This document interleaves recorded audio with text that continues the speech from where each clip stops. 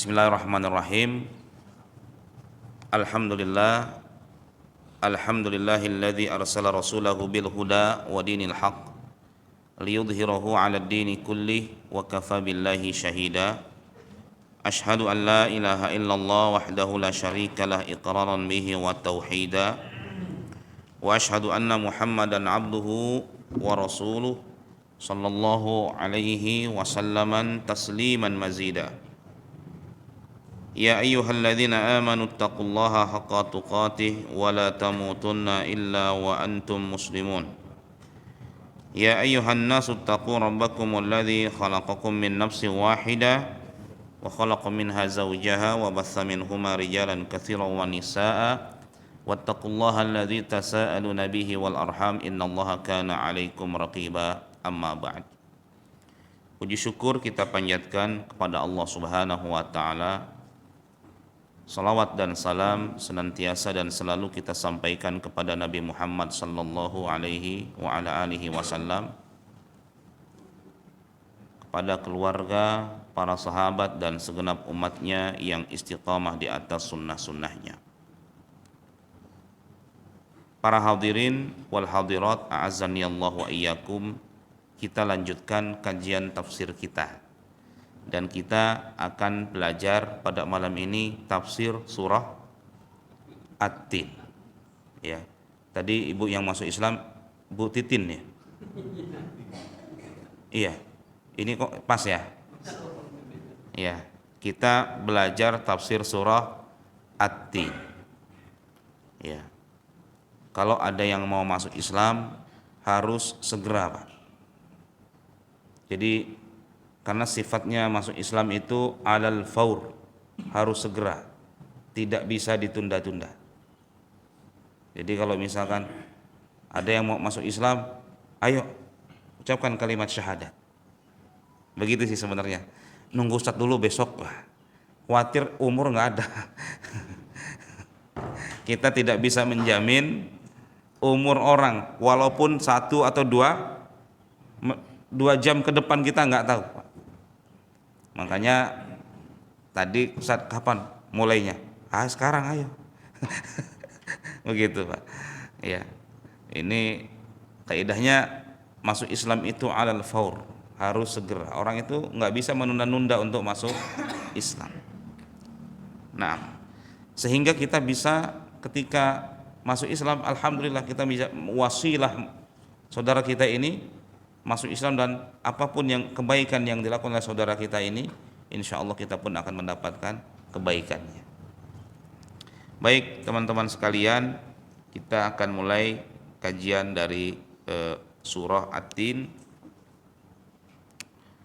surah yang sering dibaca dan insya Allah kita semua hafal surah ini. Ya. Wat-Tin atau At-Tin, ya. Surah ini terdiri atas 8 ayat dan termasuk surah Makkiyah. Ya. Termasuk surah Makkiyah. Surah ini berbicara tentang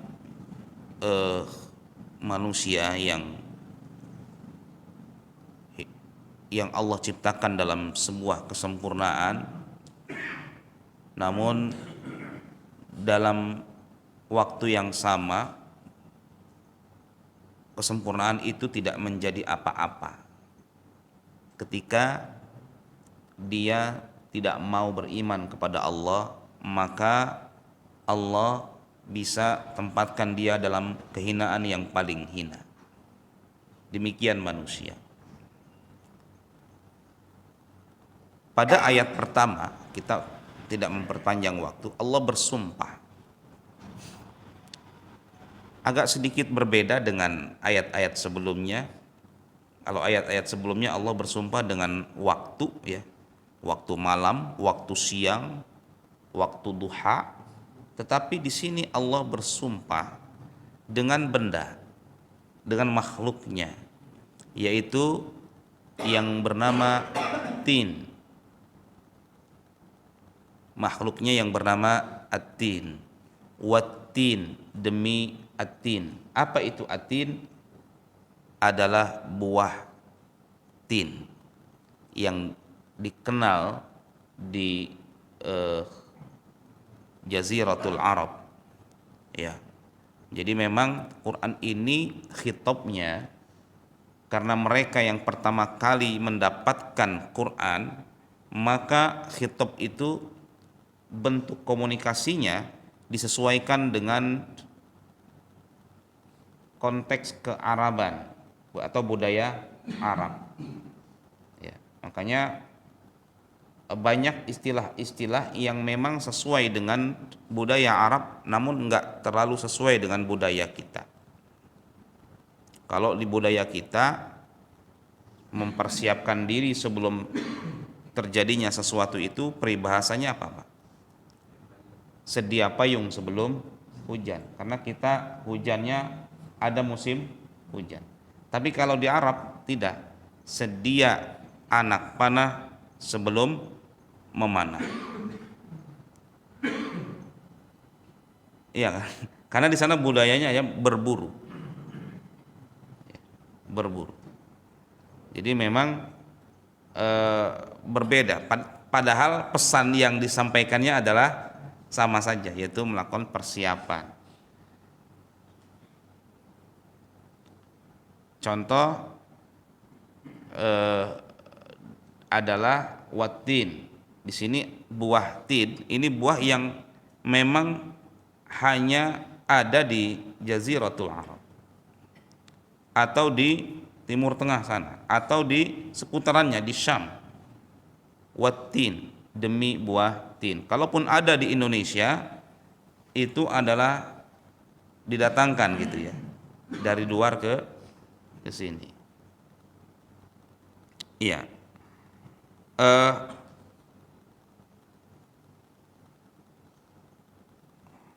Nah, Allah bersumpah dengan buah at-tin. Sebagian ulama mengatakan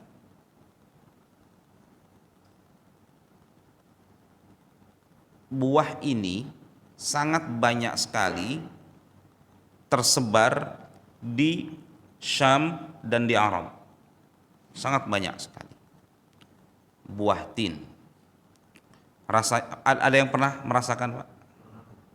Rasanya gimana, Pak? Iya, karena memang makanya punten, ini bukan ini ya. Kadang-kadang orang dulu ya, saking kalau orang Indonesia seperti itu. Biasanya namanya yang diakhiri dengan tin, bu tin, itu ada wajah manisnya. Maaf ini. Juga Ibu Titin tadi. Mudah-mudahan Islamnya manis. Ya, mudah-mudahan beliau merasakan manisnya Islam, bahkan manisnya hidup ketika masuk Islam. Karena hidup itu yang kita cari apa, Pak? Manis atau pahit, Pak? Manis. Manusia itu dalam aktivitas kehidupannya ya, dia berupaya untuk mencari yang manis-manisnya. Begitu. Ya. Makanya biasa disebut tin, gitu ya. Di Indonesia menjadi titin. Gitu. Jadi ada artinya. Ya, harapannya adalah seperti buah yang manis, atau bahkan ketika seseorang melihatnya itu merasakan apa? Bahagia, senang. Gitu. Iya. Watin waturisi nin, dan demi apa? Tur Sina, demi gunung Tur Sina. Gunung Tursina itu berada di perbatasan antara Mesir dengan Israel.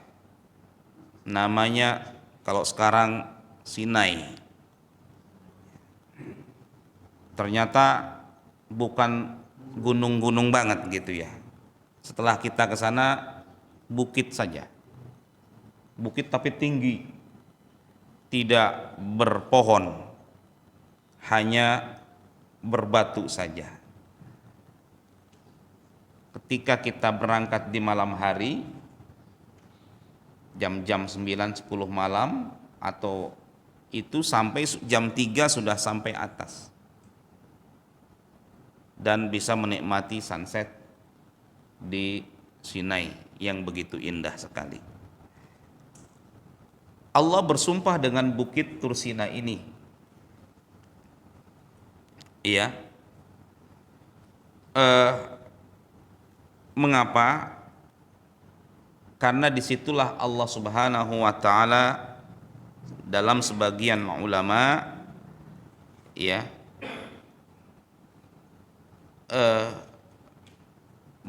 berbicara dengan Nabi Musa alaihi salam.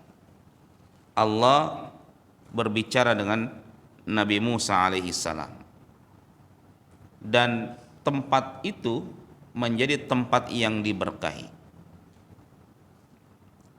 yaitu Palestina. Palestina ya. Karena sebenarnya kalau sekarang perbatasan Mesir dengan Israel, karena ya sebenarnya Israel itu sendiri adalah Palestina gitu ya. Syam itu sendiri ya. Nah, tempat yang Allah Subhanahu wa Ta'ala sumpah di situ menjadi tempat yang disucikan, al-ard al-muqaddasah, tempat yang disucikan. Karena disitulah Allah Subhanahu wa Ta'ala menurunkan banyak para nabi di situ, yaitu di Palestina itu. Sebagian ulama mengatakan yang dimaksud dengan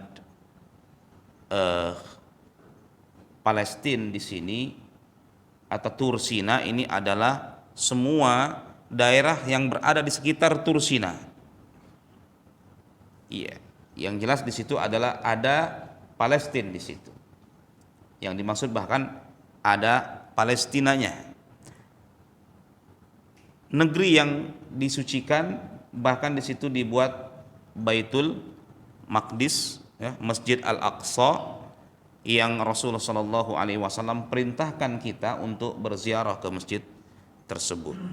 3 masjid yang diperintahkan kita untuk berziarah: Masjid Al-Haram, Masjid Nabawi, dan Masjid Al-Aqsa. Di situ Allah sucikan tempatnya, Al-Ard Al-Muqaddasah. Banyak keistimewaan Palestina ya. Yang pertama adalah Allah turunkan para nabi. Hampir nabi-nabi yang disebutkan dalam Al-Quran adalah berasal dari Syam. Negeri Syam itu luar biasa. Dari Nabi Ibrahim alaihi salam, kemudian Nabi Ishak alaihi assalam. Kalau Nabi Ismail di mana, Pak? Di Mekah, karena ketika lahir disuruh dibawa ke Mekah. Tapi sebenarnya Nabi Ismail pun orang Palestina, orang Syam. Kemudian Nabi apa lagi? Nabi anaknya Nabi Ishak gitu. Nabi Yakub alaihi salam. Ya. Kemudian anak-anaknya Nabi Yakub, Nabi Yusuf alaihi salam. Ya. Cuma Nabi Yusuf sempat hijrah ke mana? Ke Mesir, karena memang diusir, atau bukan diusir ya. Memang dibawa oleh orang gitu ya ke Mesir. Akhirnya berkembanglah di situ anak keturunan Nabi Ibrahim alaihi salam, para nabi.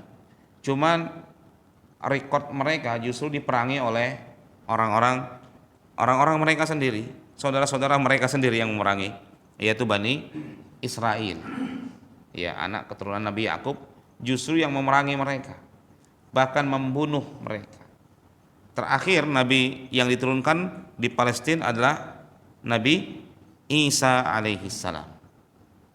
Ya, Nabi Isa alaihi assalam nabi terakhir sebelum nabi penutup adalah Nabi Muhammad sallallahu alaihi wasallam. Bedanya Nabi Muhammad bukan lahir di Palestina, tetapi lahir di Mekah. Namun kalau dilihat silsilah keturunannya, Nabi Muhammad itu berasal dari Nabi Ismail, sebenarnya saudara juga. Cuman itu lagi-lagi Bani Israel tidak mengakui itu. Ya. Mereka merasa kecewa karena kok yang muncul bukan dari koalisinya. Gitu. Kecewa. Marah mereka. Langsung tidak mau. Kita tidak mau. Kenapa bukan dari kita? Ya, kenapa dia yang muncul? Ya, akhirnya mereka keluar, nggak mau, ya, dengan nggak mau bergabung dengan Islam. Ya sudah, begitu. Ya, memusuhi. Itu Bani Israel seperti itu. Bahkan mereka awwala kafirin bi, orang-orang yang pertama kufur, padahal sebelum diangkat Rasulullah Shallallahu alaihi wasallam, apa yang kan orang Israel ada di Madinah kan? Mengapa di Madinah? Karena nunggu kedatangan Nabi terakhir. Wa kanu min qablu yastaftihuna 'alal ladzina kafaru. Mereka selalu ketika berantem dengan penduduk asli Madinah, mereka selalu bilang, awas ya, nanti akan ada nabi terakhir ya yang akan membela kami. Selalu seperti itu. Yastaftihuna 'alal ladzina kafaru. Falamma ja'ahum ma'arafu kafaru bih. Tetapi ketika datang apa yang selalu mereka viralkan gitu ya, apa yang selalu mereka ceritakan, justru mereka yang kafir. Masalahnya cuma satu saja, bukan dari golongannya mereka, bukan dari mereka. Jadi ta'assub golongan itu ya hal yang sudah ada zaman dulu gitu. Begitu. Ketika datang Nabi Muhammad SAW bukan dari golongan mereka, kafaru bih, mereka nggak mau gabung, mereka nggak mau beriman. Iya. Kemudian Allah Subhanahu wa taala berfirman, iya. Wa hadza al-baladi al-amin. Demi negeri yang aman ini. Apa yang maksud dengan al-balad al-amin? Adalah al-Makkah al-Mukarramah, negeri Makkah. Allah bersumpah dengan negeri Makkah karena awal munculnya dakwah adalah dari titik itu. Dakwah Islam muncul pada masa Nabi Ibrahim alaihissalam. Dulunya Makkah adalah negeri yang biwadin ghairi dzi zar'in, lembah yang tidak ada sama sekali tanda-tanda kehidupan. Tetapi subhanallah, Allah sudah punya rencana bahwa negeri ini akan menjadi pusat peradaban Islam. Di lembah yang paling rendah, titik tertengah ya, pusat bumi di situ, di Mekah. Seandainya ya para ilmuwan itu mau jujur, sebenarnya waktu yang paling bagus nol itu bukan waktu mana Greenwich, tetapi waktu Makkah. Harusnya di situ. Kenapa? Memang titik nol bumi itu ya di situ. Kalau diperhatikan peta-petanya, ternyata tengah-tengahnya di Makkah. Subhanallah. Iya, Allah bersumpah dengan Makkah Al-Mukarramah yang tadinya gersang, sekarang Makkah ramai dengan penduduk, ya, ramai dengan orang, dikunjungi ribuan, bahkan ratusan ribu, bahkan jutaan manusia setiap harinya, tidak setiap tahunnya, setiap hari orang umroh tidak putus-putus mengelilingi Ka'bah, tawaf sebagai bentuk ta'zim kepada Allah Subhanahu wa taala, sebagai bentuk penyembahan kepada Allah Subhanahu wa taala.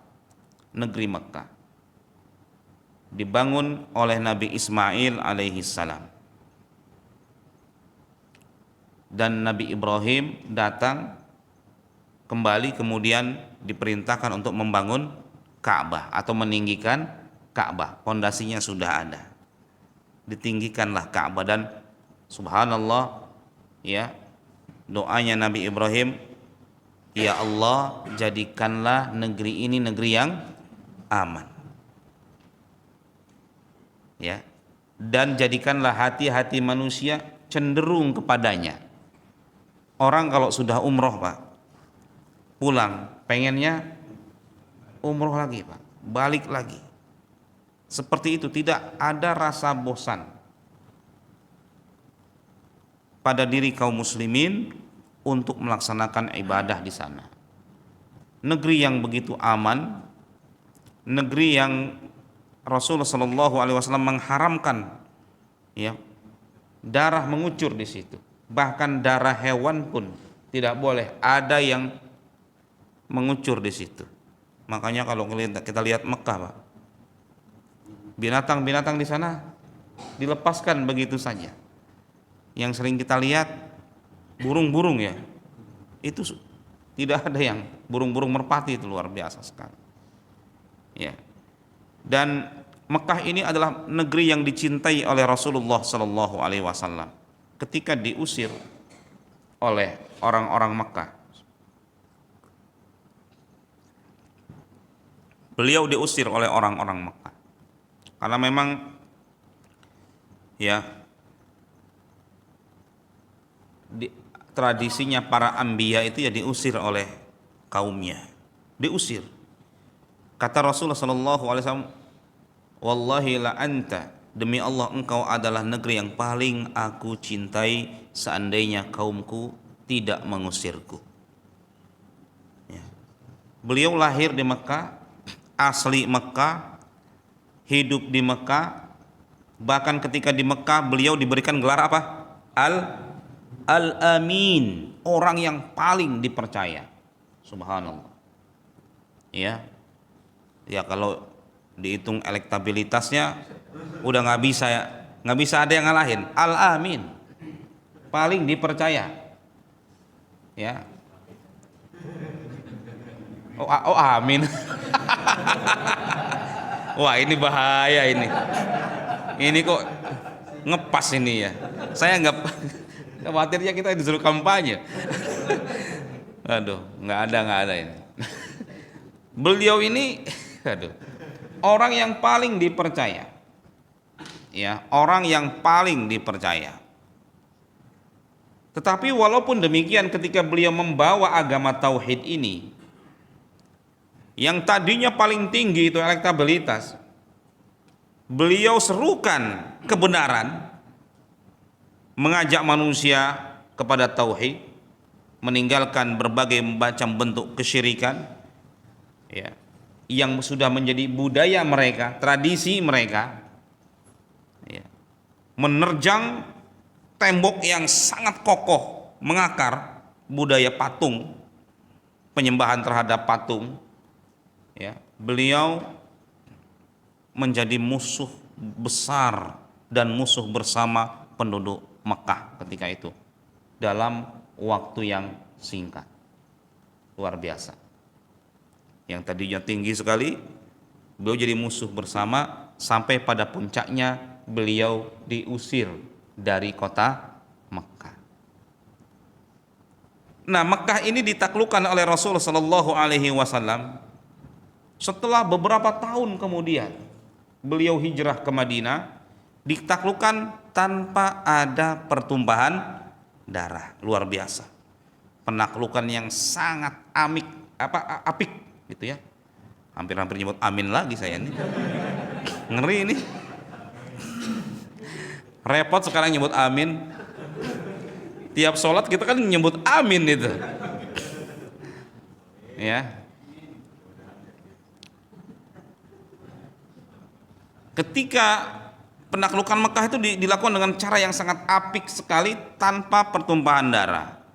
Orang-orang yang dulunya memusuhi Rasul Shallallahu Alaihi Wasallam, orang para pembesar yang dulunya memusuhi Rasul, ya, ketika Rasul datang mereka ngumpet, Pak, di rumah-rumah. Cuman ketika itu dipanggil, ya, sebenarnya kalau mungkin kita, Pak, sudah masuk penjara saja sudahlah, minimal itu, ya, maksimalnya ya eksekusi.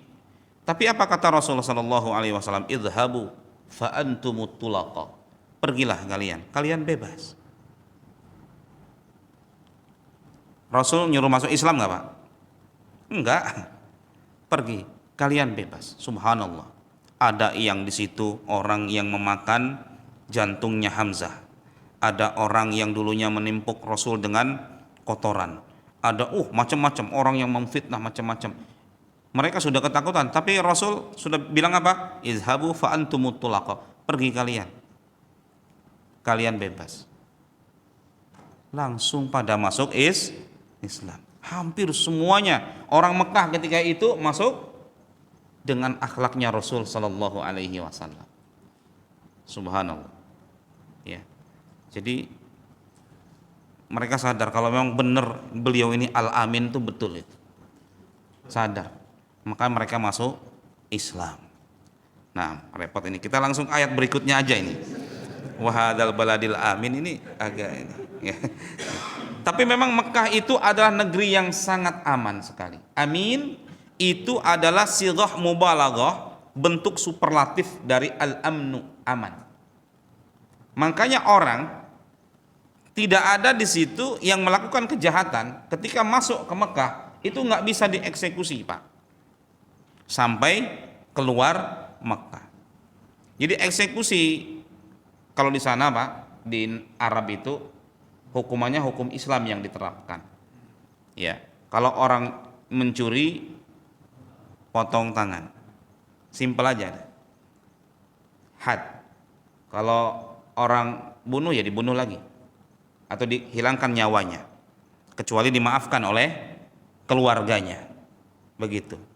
Ya, kejam sekali. Tapi pikir-pikir simpel, Pak. Di Arab itu penjaranya sepi,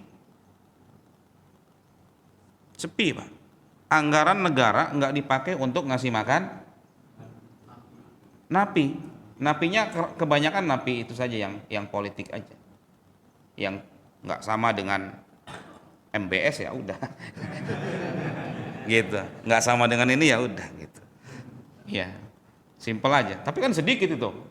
Iya kan, orang yang ngomong kan sedikit. Iya kan, kebanyakan kita emang semua kita jadi vokal enggak gitu kan. Ya. Di Indonesia, masya Allah, penjara sempit, sesak. Saya sempat berbicara dengan salah satu peneliti. Dia meneliti tentang penjara. Dia pura-pura jadi napi di Nusa Kambangan. Kesimpulannya, waduh, luar biasa. Jauh, Pak. Penjara sangat tidak nyaman sekali. Sempit dan kejahatan juga di situ. Luar biasa. Indonesia kebanyakan orang di penjara. Begitu. Dan otomatis ada anggaran ngasih makan. Jadi kasih makan. Otomatis kan ada anggaran makan. Tiap hari emang nggak capek itu negara itu ngasih makan. Nah, Islam itu simpel sebenarnya. Ya, simpel. Hukum selesai, lepaskan lagi. Melakukan lagi, dia hukum lagi, udah lepaskan lagi. Cuman emang hukumannya yang membuat dia jerak dan yang membuat orang melihatnya juga jerak. Tangan buntung. Ini pernah ini kayaknya nih kasus ini gitu ya. Kasus apalah begitu ya. Begitu. Jadi seperti itu. Memang hukum Islam itu sangat tegas, tetapi memang sesuai dengan fitrah manusia. Nah, apakah dengan banyak yang dimasukkan ke penjara itu menyebabkan tingkat kejahatan semakin berkurang? Enggak. Bahkan kejahatan dimulai dari penjara. Ya, narkoba ya, ternyata operatornya itu di penjara. KUHP Pak yang diterapkan di Indonesia itu, kasih uang habis perkara. Jadi luar biasa. Ya, ini negeri kita ya, negeri kata orang negeri Wakanda. Tapi kita bersyukur, masih bersyukur karena banyak tata aturan di Indonesia yang sangat mendukung kehidupan kita. Cuman ada beberapa hal yang memang perlu dikasih masukan pemerintah kita, di antaranya regulasi tentang penjara ini. Gitu ya. Ya, regulasi tentang penjara karena memang sudah banyak dilakukan riset ya, memang efektivitasnya perlu dipertanyakan dan hukum KUHP itu ya perlu banyak ditinjau ulang gitu, terutama jenis-jenis hukuman ya. Penjara, orang semua masuk penjara, penjaranya sempit seperti itu. Akhirnya apa, orang yang beruang lah yang bisa hidup di situ ya. Kita sering mendengar fenomena penjara tapi isinya kayak hotel. Ini penjara atau penjara? Ada kulkasnya, ada ininya, apa semua gitu. Nah,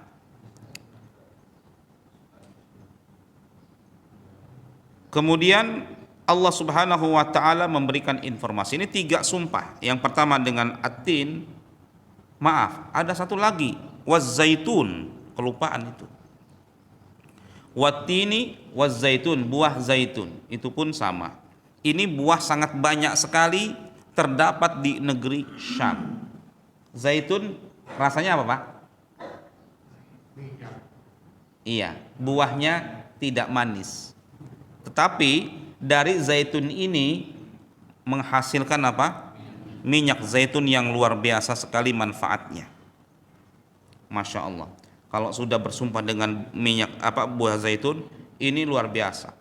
Berbagai macam jenis keluhan itu ya lewat minyak zaitun dengan izin Allah ya, keluhan itu hilang. Banyak sekali produk-produk kecantikan ya menggunakan minyak zaitun. Kalau ada sesuatu luka atau apa, biasanya dioleskan dengan minyak zaitun. Jadi banyak sekali manfaat dari minyak zaitun ini, dan salah satu buah yang juga dikonsumsi oleh banyak penduduk Syam ketika itu. Iya. Nah, informasinya 3 sumpah, watini wazaitun waturi sinin wa hadzal baladil amin. Informasinya apa? Laqad khalaqnal insana fi ahsanit taqwim. Sungguh kami ciptakan manusia dengan sebaik-baik bentuk. Para ulama mengatakan, ya, laqad khalaqnal insana fi ahsanit taqwim, ya. Yang dimaksud adalah bentuk fisik manusia adalah bentuk yang sempurna yang Allah ciptakan. Jadi kita ini luar biasa, Pak. Fisik kita ini adalah kesempurnaan ciptaan Allah Subhanahu wa taala. Mata, hidung, dan tidak hanya fisiknya ya, tetapi juga di dalamnya kesempurnaan pengaturan lah gitu ya. Aliran darah, jantung, fungsi hati, luar biasa sekali. Sampai-sampai semuanya bisa dipelajari oleh manusia dan bisa menjadi teknologi yang luar biasa. Banyak teknologi sekarang belajar dari tubuh manusia. Salah satunya adalah teknologi apa itu yang jet itu ya, ke atas pesawat ruang angkasa itu melihat pergerakan sperma, Pak. Sperma itu cepat sekali gerakannya, gitu. Dan ketika sampai ke indung telur, itu dia melepaskan melepaskan kakinya, gitu ya, agar semakin mungkin cepat atau apa begitu ya. Itu banyak yang dipelajari, gitu. Makanya Allah berfirman, wa fi anfusikum afala tubsirun. Dan pada diri kalian tuh ada tanda-tanda kebesaran Allah kalau kalian melihatnya. Kesempurnaan, ya, alis yang subhanallah Allah ciptakan, baru alis aja Pak, fungsinya luar biasa. Baru alis aja. Bayangkan orang tidak punya alis, ketika dia berkeringat atau ketika ada hujan atau apalah air, tidak ada yang membatas tidak ada yang menahan air. Luar biasa, baru alis. Tetapi sekarang banyak yang ngerok alis, kemudian dicet gitu ya, tebel banget gitu ya, alisnya nggak ada. Sayang sekali. Padahal Allah ciptakan ini dengan fungsi yang luar biasa. Mata, hidung, telinga, semua ya, semua ada fungsinya luar biasa. Dan ketika ada satu saja tubuh yang bermasalah pada tubuh kita, rasanya tidak nyaman kita rasakan. Ya. Seperti kalau ada gigi yang bermasalah, satu saja gigi bermasalah, sakit senut-senut, hampir kita tidak bisa beraktivitas. Demikian ya ciptaan Allah Subhanahu wa taala. Ini fi ahsani taqwim, agar kita sadar bahwa kita ini makhluk yang sempurna. Sebaik-baik ya bentuk begitu. Tsumma radadnahu asfala safilin. Tetapi kami kembalikan manusia itu kepada bentuk yang paling rendah. Pada dua tafsir di sini. Yang pertama yang dimaksud adalah tua, Pak. Ketika tua, wa man nu'ammirhu nunaqqishu fil khalqi afala ta'qilun. Dan siapapun yang kami panjangkan umurnya, kami kurangi keadaannya. Yang tadinya jalannya tegap mulai bongkok. Yang tadinya cepat mulai lambat. Muncul Pak? Uban. Ya. Yang tadinya ingatannya kuat agak mulai lupa gitu. Ya. Terus dikurangi, ya. Allah kurangi. Siapapun dia, mantan tentara atau mantan apa, ya. Tetap Allah kurangi. Ya, kalau kita lihat pemimpin-pemimpin kita yang tadinya gagah, subhanallah ya, akhirnya meninggalkan kita. Demikian kehidupan. Ya, semua kita pasti akan mengalami itu semuanya. Tafsir yang kedua, ahsanit taqwim ini adalah serendah-rendahnya keadaan, karena dia tidak mau beriman kepada Allah Subhanahu wa taala. Tidak mau menyembah hanya kepada Allah, tidak mau mengakui Allah itu adalah Tuhan, maka walaupun dia manusia, ya, dia seolah-olah tidak bisa hidup sebagai manusia. Dia hidup layaknya, ya, dalam Al-Quran disebutkan innal ladzina kafaru yatamatta'un wa ya'kulun kama ta'kulul an'am. Orang-orang yang tidak beriman kepada Allah, orang-orang kafir, mereka bernikmat-nikmat di dunia, bersenang-senang di dunia. Mereka makan seperti makannya hewan. Sudah tidak peduli lagi dengan halal dan haram. Itulah yang menyebutkan apa?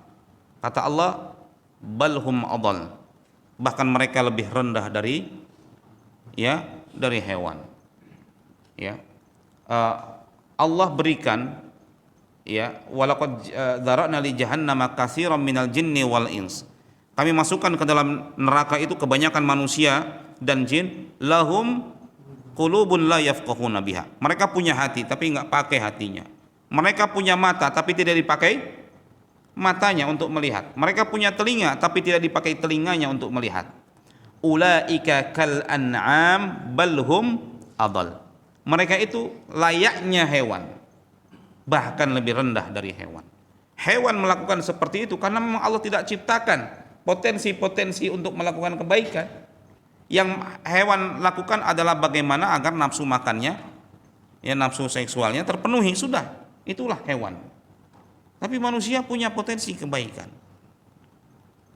Sehingga ketika perilakunya sama seperti perilaku hewan, fi asfalasa filin, lebih rendah lagi.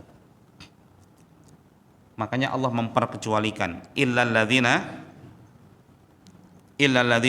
amanu, kecuali orang-orang yang beriman, wa amilus solihat, dan beramal soleh. Mereka lah manusia sebenar-benarnya, mereka lah yang hidup dalam hidup. Istilahnya Buya Hamka itu,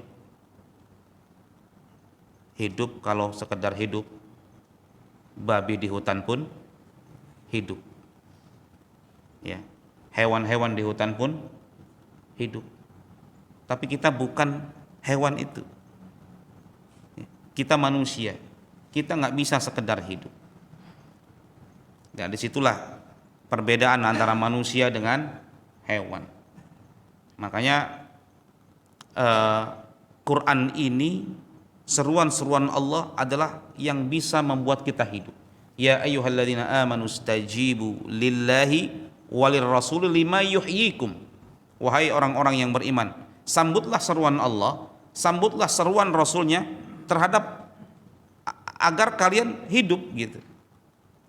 Jadi orang yang tidak beriman seolah-olah mereka mati dalam hidup, ya. Sementara orang-orang yang beriman dan beramal saleh, mereka hidup dalam hidup. Walaupun mungkin orang melihatnya kere atau melihatnya rendah dan yang lain, tapi dia beriman kepada Allah, maka dialah orang yang hidup dalam hidup. Iya. Nah, oleh karena itu, apa yang perlu kita lakukan dalam kehidupan ini? Ya, agar kita bisa hidup yang dengan hidup yang sebenarnya. Apa yang perlu kita lakukan kepada anak-anak kita agar mereka bisa hidup dengan hidup yang sebenarnya? Kebanyakan orang tua memikirkan, kita sebagai orang tua, aduh gimana ya anak saya nanti makannya seperti apa, hidupnya seperti apa, materi kan, ya, sehingga dimasukkanlah ke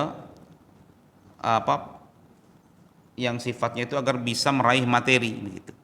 Pendidikan-pendidikan yang sifatnya agar bisa meraih materi, bukan pendidikan-pendidikan yang sifatnya agar bisa hidup, ya, agar bisa hidup dalam hidupnya itu, yaitu pendidikan agama, ya. Padahal yang paling penting dalam kehidupan ini adalah bagaimana kita bisa hidup dalam hidup. Yang dinilai oleh Allah adalah kehidupan dalam kehidupannya itu. Iya. Illal ladzina amanu wa amilus solihat falahum ajrun ghairu mamnun. Bagi mereka pahala yang, ya,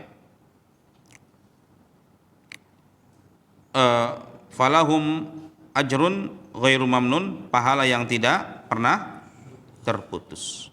Iya. Naam. Ketika iman itu dibuktikan dengan amal soleh, maka akan menghasilkan pahala yang luar biasa, ya.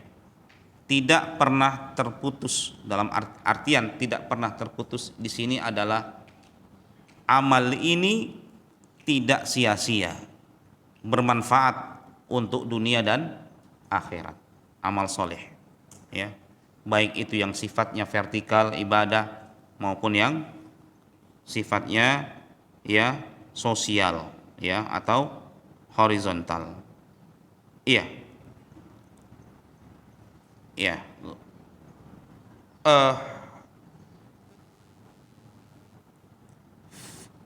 Kemudian kata Allah Subhanahu wa taala, fama,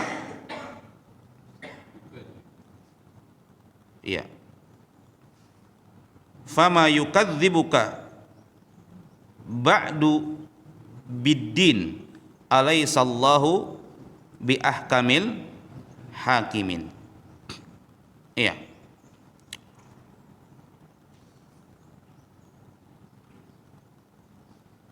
Kalau demikian, Kata Muhammad bin Ali At-Tantawi, fa ayyu syai'in yahmiluka ayyuhal insan ala takdzib bid-din wa bil ba'thi wa bil jaza. Apa alasan kalian untuk mendustakan agama ini setelah penciptaan yang begitu sempurna sekali? Ya. Apa alasan kalian mendustakan agama ini, mendustakan kehidupan akhirat? Setelah khalaqna fi ahsani taqwim, setelah kami ciptakan kalian dalam bentuk kesempurnaan dan kami berikan kepada kalian bukti-bukti kesempurnaan ciptaan kami. Kami buktikan kepada kalian bukti-bukti kekuasaan kami. Apa alasan kalian kok masih saja mendustakan agama? Ya. Makanya Allah tutup alaihissallahu bi ahkamil hakimin. Ya, bukankah Allah Subhanahu wa taala ya sebaik-baik apa? Hakim. Sebaik-baik hakim. Hakim di sini dikatakan ahkamul hakimina khalqan wa ijadan wa san'an wa tadbiran. Sebaik-baik ya pencipta. Ya, kalau kita lihat penciptaan Allah tidak ada yang apa? Yang khalal itu, Pak. Tidak ada yang cacat, silakan cari, Pak. Ya. Luar biasa sekali, Pak. Subhanallah, terkait rezeki saja Allah sudah atur semua. Semua makhluknya Allah ciptakan dan Allah atur rezekinya. Bahkan makhluk yang kadang-kadang kita mikir gitu, yang di dinding itu apa, Pak? Rezekinya gimana bisa hidup? Makannya apa, Pak, cicak, Pak? Cicak nyari nyamuk atau nyamuk cari cicak? Cicak nyari nyamuk gitu? Enggak kan? Makanya ada lagunya itu.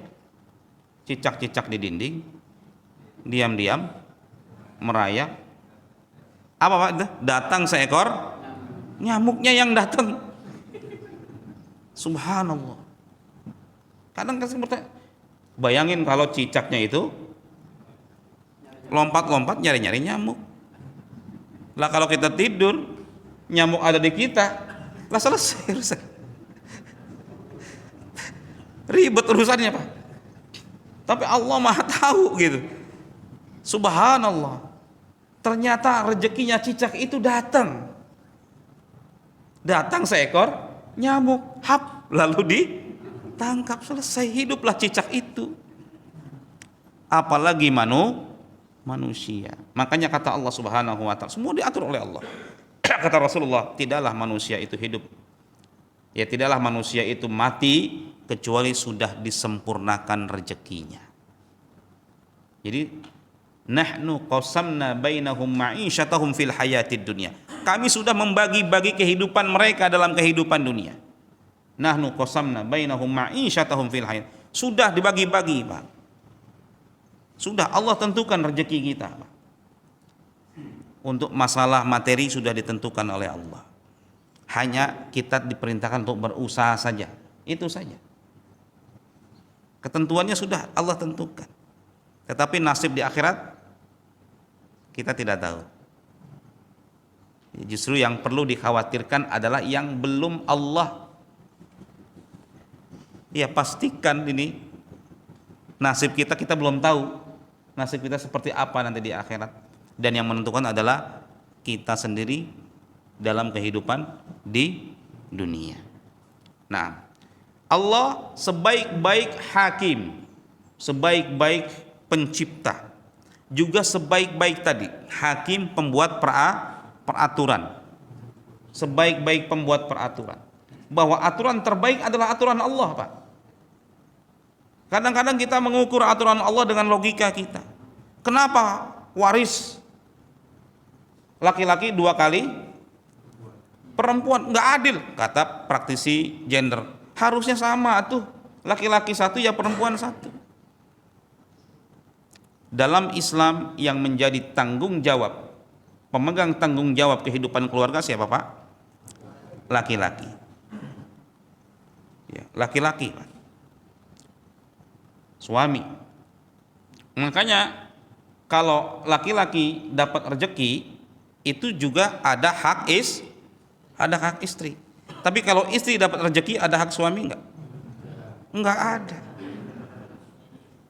Punya istri dong. Rezeki laki-laki ya rezeki istri, tapi rezeki istri ya punya istri. Nah disitulah makanya Islam hukum ini luar biasa, seadil mungkin. Subhanallah, hukum waris lagi. Detail waris itu diturunkan di Quran atau di hadis, Pak? Quran langsung membicarakan detail hukum waris, luar biasa. Allah turun tangan langsung. Iya. Mengapa demikian?